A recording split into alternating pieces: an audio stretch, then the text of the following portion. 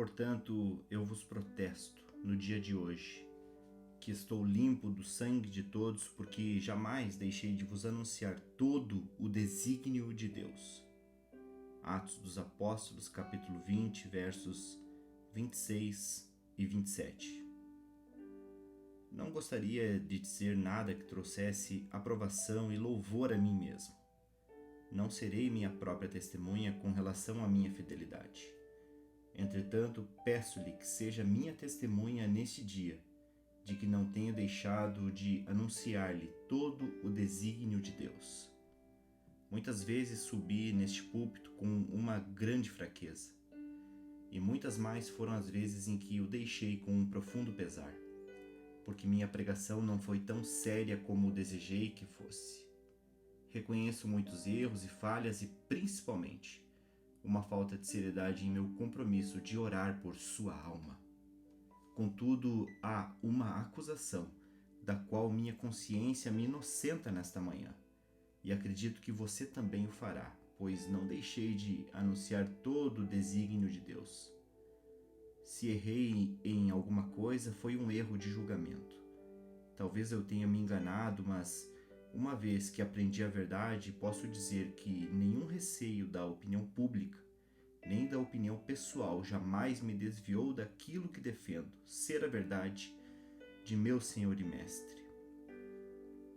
Tenho pregado as coisas preciosas do Evangelho. Tenho me empenhado ao máximo para pregar a graça em toda a sua plenitude. Conheço as preciosidades dessa doutrina por experiência própria. Deus me livre de pregar uma doutrina diferente. Se não formos salvos pela graça, jamais seremos salvos. Se do princípio ao fim a obra de salvação não estiver nas mãos de Deus, nenhum de nós jamais poderá ver a face dele com aceitação. Prego essa doutrina não por opção, mas por absoluta necessidade, pois se essa doutrina não for verdadeira, então somos almas perdidas. Sua fé é vã, nossa pregação não tem valor, e ainda estamos em pecado, e ali devemos permanecer até o fim. No entanto, por outro lado, também posso dizer que não deixei de fazer exortações, convites e súplicas. Fiz o convite para o pecador entregar-se a Cristo. Fui incentivado a não fazê-lo, mas não pude resistir. Desejoso no íntimo por ver a salvação dos pecadores que perecem, não pude concluir sem fazer o apelo: venha para Jesus, pecador, venha. Com lágrimas nos olhos, pelos pecadores, sinto-me compelido a convidá-los a vir para Jesus. É impossível para mim falar sobre a doutrina sem fazer o convite. Se você ainda não veio para Cristo, não foi por falta de convite ou porque não tenha chorado por seus pecados e sofrido pela alma dos homens. A única coisa que gostaria de pedir-lhe é o seguinte: seja minha testemunha, meu ouvinte, seja minha testemunha de que nessa questão estou limpo do sangue de todos, porque tenho pregado tudo o que sei sobre todo o conselho de Deus. Será que existe um único pecado que eu não tenha repreendido? Será que existe uma doutrina na qual crie que eu não tenha revelado? Será que existe um trecho da palavra, doutrinário ou experimental, que eu tenha intencionalmente omitido? Mais uma vez, com lágrimas, confesso minha falta de merecimento. Estou muito distante da perfeição. Não tenho servido a Deus como deveria, não tenho sido tão sincero com você como gostaria. Agora que meu ministério de 3 anos neste local chegou ao fim, gostaria de poder começar novamente, de poder ajoelhar-me diante de você e implorar que atente para as coisas que constituem sua paz.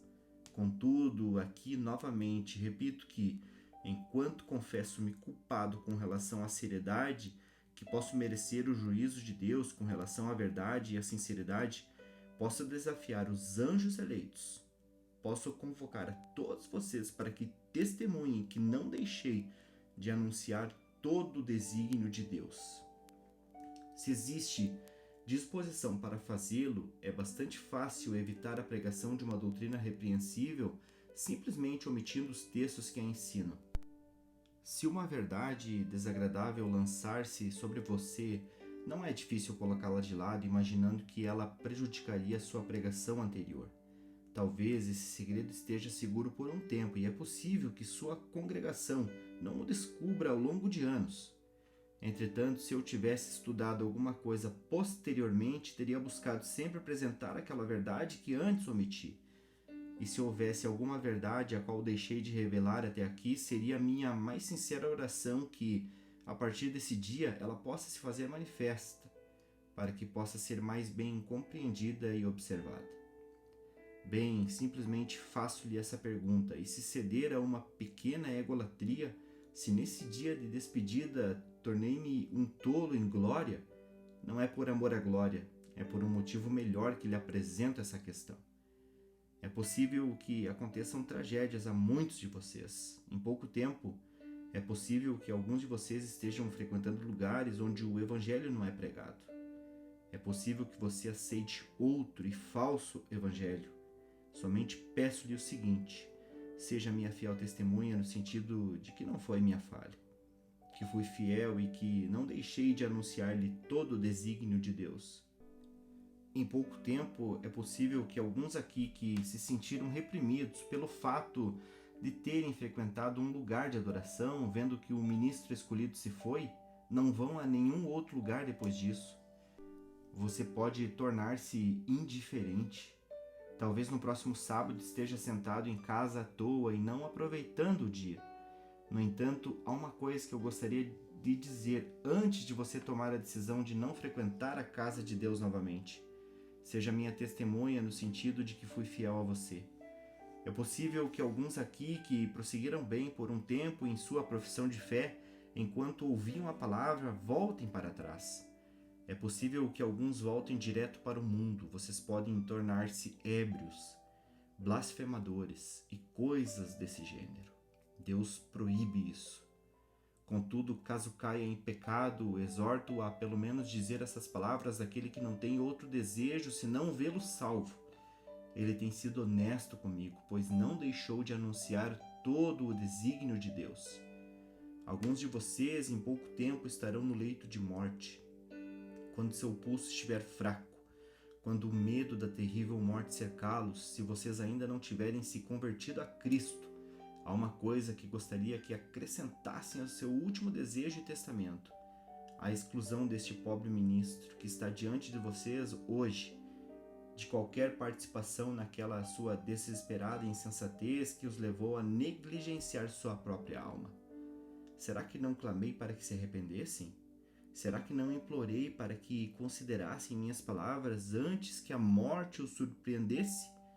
Será que não os exortei, meus amados, para que procurassem um refúgio de esperança que está à sua frente? Ó pecador, quando estiver atravessando aquele rio negro, não me insulte como se eu fosse seu assassino. Pois quanto a isso posso dizer, sim, lavo minhas mãos na inocência. Não sou responsável por seu sangue. Entretanto, está chegando o dia em que todos nós nos encontraremos novamente. Essa grande reunião de hoje será suplantada por algo maior, como a gota de água que se perde no oceano. E eu estarei lá naquele dia para ser julgado no tribunal de Deus. Se eu não o exortei, fui um vigia infiel e seu sangue será cobrado de minhas mãos. Se não preguei-lhe o evangelho e implorei para que buscasse um refúgio, então, apesar de você perecer, sua alma será exigida de minhas mãos. Eu lhe suplico, se escarnecer de mim, se rejeitar minha mensagem, se desprezar Cristo, se odiar seu evangelho, se for condenado, inocente-me ao menos de seu sangue. Vejo alguns diante de mim que muitas vezes não me dão ouvidos e, apesar de poder referir-me a eles, tem sido motivo de minhas orações em particular, e muitas vezes também de minhas lágrimas, quando vejo que continuam em suas iniquidades. Bem, peço-lhes apenas isso, e como homens honestos, vocês não podem negá-lo a mim. Se pecarem, se perderem, se não aceitarem a Cristo, ao menos, em meio aos trovões do grande dia, quando apresentar-me para o tribunal de Deus, absolvam-me de ter destruído sua alma. O que mais posso dizer? Como o defenderei? Se eu tivesse a língua de um anjo e o coração do Salvador, então ousaria defendê-lo. Entretanto, nada posso dizer além daquilo que muitas vezes tenho dito. Em nome de Deus, eu lhe imploro para que busque refúgio em Cristo. Se nada foi suficiente antes, que isso lhe seja suficiente neste momento. Venha, alma culpada, e corra para aquele cujos braços abertos estão prontos para receber toda a alma que achegar-se a ele arrependida e com fé. Em pouco tempo, este pregador estará em sua cama, mais alguns dias de solene reunião, mais alguns sermões, mais algumas orações. Imagino-me em meu quarto, com amigos ao redor a observar-me. Aquele que pregou para milhares precisa agora de consolo para si mesmo. Aquele que encorajou muitos na hora da morte está atravessando o rio neste momento. Será que verei algum de vocês no meu leito de morte a me amaldiçoar como se eu tivesse sido infiel? Será que os olhos deste homem ficarão arregalados de medo ao contemplar os homens que fiz sorrir e aos quais comovi pelo fato de o coração deles nunca ter procurado esconder a verdade? Será que ficarei ali e essas fortes congregações passarão terrivelmente diante de meus olhos e à medida que desaparecerem uma a uma, me amaldiçoarão como tendo sido infiel? Que Deus não permita. Espero que vocês me façam este favor, que permitam, quando eu estiver no leito de morte, que eu esteja limpo do sangue de todos os homens e testemunhem que não deixei de anunciar todo o conselho de Deus. Vejo-me em pé no último e grande dia como um prisioneiro no tribunal. O que aconteceria se essas palavras fossem ditas contra mim? Você levou muitos a ouvi-lo, milhares se reuniram para ouvir as palavras que saíam de seus lábios. Entretanto, você corrompeu, enganou e propositadamente ensinou o que era incorreto a este povo? Trovões como os que jamais foram ouvidos cairão sobre esta pobre cabeça. E relâmpagos mais terríveis que os que já feriram Satanás destruirão este coração se fui infiel com vocês. Minha posição, se tivesse apenas pregado uma vez a palavra para essas multidões, para não dizer milhares e milhares de vezes, e se tivesse sido infiel, seria a mais terrível em todo o universo. Que Deus afaste o mais terrível dos males, a infidelidade, de minha cabeça. Ora, como aqui estou, faço deste meu último apelo. Em nome de Cristo, pois rogamos que vos reconcilieis com Deus. Do contrário, peço-lhes este único favor, e imagino que não o negarão a mim. Assumam a responsabilidade de sua própria ruína, pois sou limpo do sangue de todos os homens, uma vez que não deixei de anunciar-lhes todo o desígnio de Deus. Tudo isso para chamá-los como testemunhas. Ora, tenho aqui um pedido a fazer para todos os que se encontram neste lugar.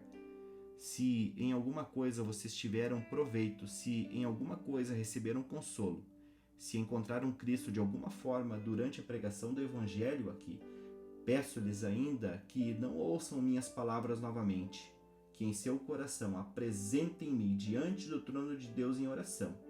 É por meio das orações de nosso povo que vivemos. Os ministros de Deus precisam mais das orações do seu povo do que vocês podem imaginar. Eu amo meu povo por sua disposição de orar por mim. Jamais algum ministro recebeu tanta oração como eu.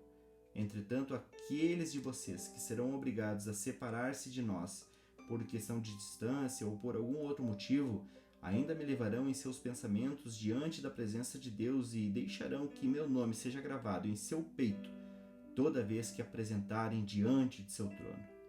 O que peço é algo simples. Basta vocês dizerem: Senhor, ajuda teu servo a ganhar almas para Cristo. Peçam que ele seja mais útil do que tem sido e que, se estiver enganado em alguma coisa, ele possa se consertar. Se ele não consolou vocês, peçam que possa fazê-lo no futuro. Mas se foi honesto com vocês, então orem para que o Mestre o tenha sob seus santos cuidados. E, embora eu lhes peça que apresentem esse meu pedido, ele se estende a todos aqueles que pregam a verdade em Jesus. Irmãos, orem por nós. Pelejamos por vocês como aqueles que devem prestar contas. Não é algo sem importância ser um ministro se temos o desejo de ser fiéis ao nosso chamado. Como respondeu Richard Baxter, certa vez a alguém que lhe disse que o ministério era uma obra fácil. Prezado Senhor, se é assim que pensa, gostaria que estivesse em meu lugar e experimentasse por você mesmo. se agonizar com Deus em oração, se lutar pela alma dos homens, se ser maltratado sem revidar, se sofrer todos os tipos de repreensão e calúnia, além de outras coisas, são desafios necessários, aceite-os, meu caro, pois me alegrarei em livrar-me deles.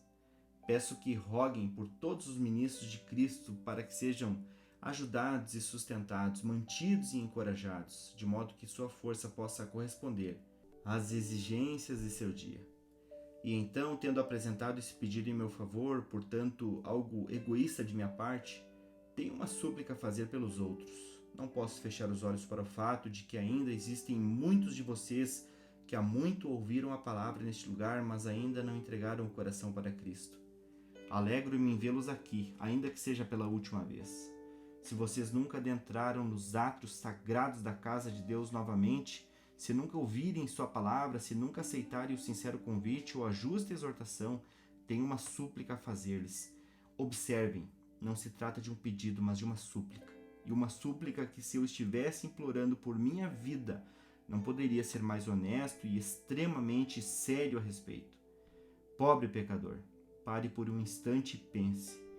Se você ouviu o Evangelho e não tirou proveito disso, o que pensará sobre todas as oportunidades perdidas quando estiver no leito de morte? Quando lançado no inferno, o que você pensará quando este pensamento aparecer tinindo em seus ouvidos? Você ouviu o Evangelho, mas o rejeitou.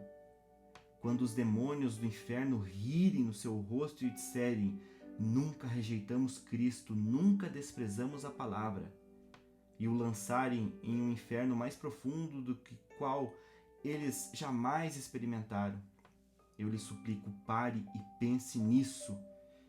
Será que os prazeres deste mundo valem a sua vida?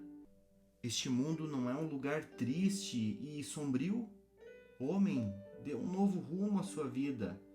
Digo-lhe que não há alegria para você aqui e que nada haverá no futuro enquanto você permanecer onde está.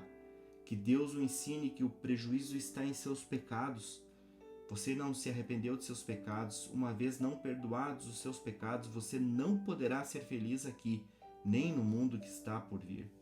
Minha súplica é a seguinte: vá para seu quarto. Se reconhecer que é culpado, confesse todas as suas culpas na presença de Deus. Peça a Ele que tenha misericórdia de sua vida por amor de Jesus. Ele não lhe negará isso. Homem, Ele não lhe negará isso, Ele responderá à sua oração. Apagará todos os seus pecados e o aceitará.